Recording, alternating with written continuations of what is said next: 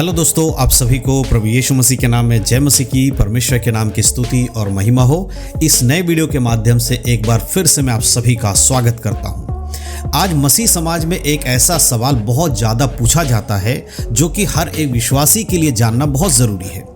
क्या हर एक मसीही को दशवांश देना चाहिए? ये सवाल अक्सर बहुत सारे लोग पूछते हैं। कई बार आपने भी बहुत सारे लोगों से ये कहते हुए सुना होगा, क्या एक मसीही को दशवांश देना ज़रूरी है या नहीं है? कुछ लोग तो ये कहते हैं अगर आप दशवांश नहीं दोगे तो आपका रिश्ता जो है वो परमेश्वर के संग टूट जाएगा और परमेश्वर आपको नरक में डाल देंगे। तो फिर सवाल ये उठता है कि सच्चाई क्या है? क्या बाइबल के अनुसार हर एक मसीही को दशवांश देना ज़रूरी है? आज हम इसी बात को समझने वाले हैं इस वीडियो के माध्यम से। आज हम किसी मनुष्य की शिक्षा पर बात नहीं करेंगे। आज सीधे हम बाइबल के वचनों से इस विषय पर चर्चा करेंगे और जानेंगे कि आज के समय में नए नियम की कलीसिया के जो विश्वासी हैं उन लोगों को दशवांश देना ज़रूरी है या नहीं है। सबसे पहले कुछ चीज़ों को आपको समझना बहुत ज़रूरी है। वो है क्या दशवांश जो है वो क्या है। अक्सर दशवांश जब शब्द आता है तो बहुत सारे लोगों के मन में आता है कि आखिर दशवांश क्या है। कुछ लोग कहते हैं कि अपने सैलरी का दशवांश देना होता है, कुछ कहते हैं अपने बिजनेस का जो कमाई उसका दशवांश देना होता है। तो आखिरकार बाइबल दशवांश के बारे में क्या कहती है उसको समझ लीजिए, तभी आप जान पाएंगे कि दशवांश देना ज़रूरी है या नहीं है। क्योंकि अधूरी जानकारी बहुत ही खतरनाक है। इसीलिए सबसे पहले हम ये बात समझेंगे कि दशवांश का मतलब क्या है, क्या हमें दशवांश देना चाहिए या नहीं देना चाहिए। तो पुराने नियम में इजरायलियों को अपनी उपज में से 10वां भाग देने की आज्ञा दी गई थी। अगर आप एक वचन पढ़ेंगे लेव्य व्यवस्था की किताब, उसका 27 अध्याय उसका 30 आयत में इस प्रकार से लिखा गया है, देश के सारे उपज में से चाहे वो भूमि की बीज या वृक्ष का फल हो, उसका 10वां भाग यहोवा का है, वह यहोवा के लिए पवित्र है। परमेश्वर अपने लोगों को, इजराइल के लोगों को आज्ञा दे रहा है कि भूमि की उपज में से या उसके फलों में से जो भी पेड़ हैं, जो भी वो उगाते हैं, उनमें से 10वां जो अंश यानी 10वां भाग है उपज में से, वो किसका है? वो परमेश्वर का है। वो परमेश्वर के लिए पवित्र रहना चाहिए, पवित्र ठहराया जाना चाहिए। अब ये बातें आती है कि ये क्या है। तो अगर व्यवस्था है तो व्यवस्था किसके लिए था? व्यवस्था इजराइल देश के लिए था, इजराइल राष्ट्र को दी गई थी। यानी कि जो मिस्र से लोगों को लेकर आए थे मूसा, उन लोगों को दिया गया था परमेश्वर के द्वारा ये व्यवस्था। और उस समय इजराइल एक धार्मिक राष्ट्र था, यानी कि परमेश्वर की इच्छा के अनुसार चलने वाला एक राष्ट्र था। और उसको दशवांश जो दिया गया था वो लेवी गोत्र के लोगों को इस तरह से दिया गया था परमेश्वर की ओर से कि वो लोग परमेश्वर की सेवा करते थे और परमेश्वर के तंबू की सेवा करते थे। इसीलिए उनके खुद के उपज नहीं था, उनकी जमीनें नहीं थी, वो सिर्फ और सिर्फ परमेश्वर पर निर्भर थे। तो परमेश्वर ने आज्ञा दिया कि तुम जो काम करते हो, अपने उपज उगाते हो, अपने उसमें से 10वां हिस्सा लाकर मंदिर में दान करो, ताकि लेवियों का भी घराना जो चल सके और मंदिर की सेवा में कोई कमी नहीं आने पाए। इसीलिए आज्ञा दिया गया था। इसी बात को देखते हुए अगर हम मलाकी की किताब उसका 3 अध्याय के 10 आयत को पढ़ते हैं तो वहां पर इस वचन को लिखा गया है, सारे दशवांश भंडार में ले आओ कि मेरे भवन में भोजन वस्तु रहे।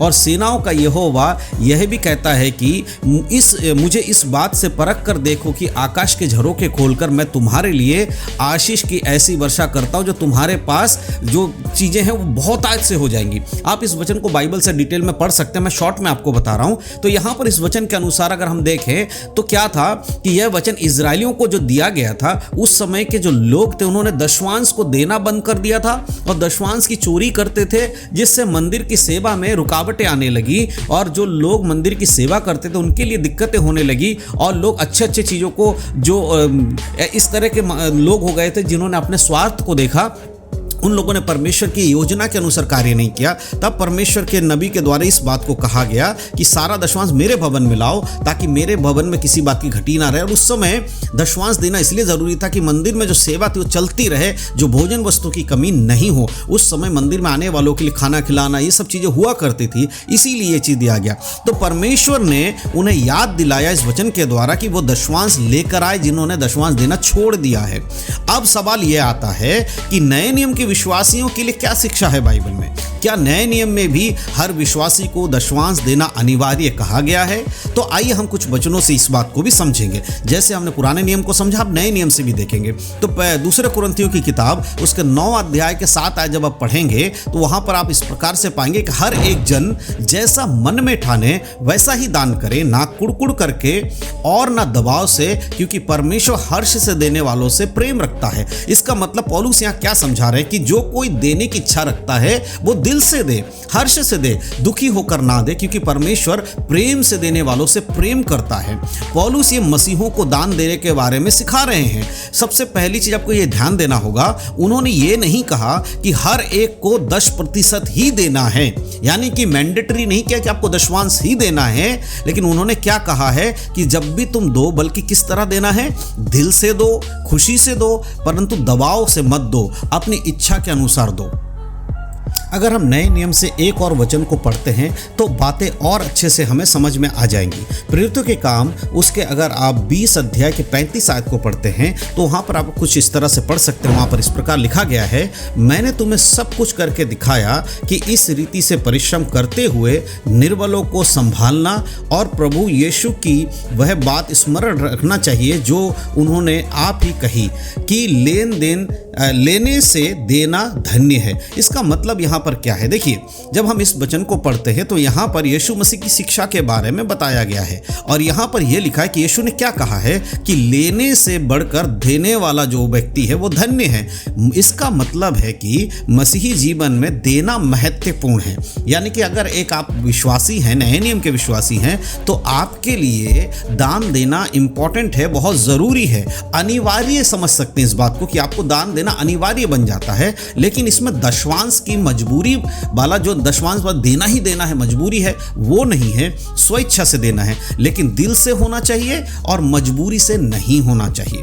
अब कुछ बातों को और समझना पड़ेगा। बाइबल में हम 2 बातों को देख सकते हैं। बाइबल हमें 2 बातें सिखाती हैं। पुराने नियम से अगर हम देखें तो दशमांश इजराइल के लिए व्यवस्था दी गई थी और इजराइल के लोगों के लिए मैंडेटरी था, और नए नियम में जब हम आते हैं तो मसीहों को दिल से और खुशी से देने की शिक्षा दी गई है, ना कि दबाव के द्वारा दिया जाना कि दबाव में देना है या कुड़कुड़ा कर देना, ऐसा नहीं है। इसका मतलब ये नहीं है कि मसीही लोग दान देना ही बंद कर दे। आज बहुत सारी कलीसियाओं में बहुत बड़ी एक दिक्कत यह है कि पास्टर लोग जो हैं वो जो भी कर रहे हैं, मेहनत कर रहे हैं, सेवा कर रहे हैं, उन लोगों की परिस्थिति बहुत ज़्यादा ऐसी हो जाती है कि वो फाइनेंशियली कई सारी चीज़ों को नहीं कर पाते। लेकिन विश्वासी लोग क्या करते हैं, वो दान और दशमांश देते ही नहीं है। देखो, यहाँ दान देना और दशमांश देने के बारे में बता दूं, अगर आप दशमांश देना चाहते हैं और आपकी इच्छा है तो पुराने नियम के हिसाब से आप 10% दे सकते हैं, लेकिन किसी के बोलने से अगर आप कहेंगे कि भाई दोगे नहीं तो नरक जाओगे, ऐसा नहीं है।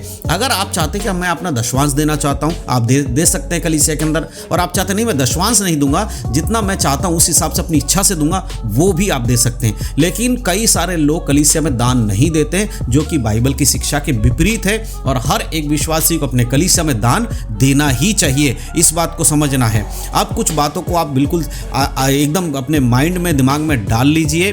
अगर मसीही में आप हैं, प्रभु यीशु मसीह में, तो मसीही लोगों को दशमांश देना ज़रूरी अगर नहीं है, लेकिन दान देना ज़रूरी है, तो बाइबल हमें सिखाती है कि देना अच्छा है, उदारता से परमेश्वर के सामने देना चाहिए, लेकिन दिल से होना चाहिए, कोई मजबूरी उसमें नहीं होनी चाहिए।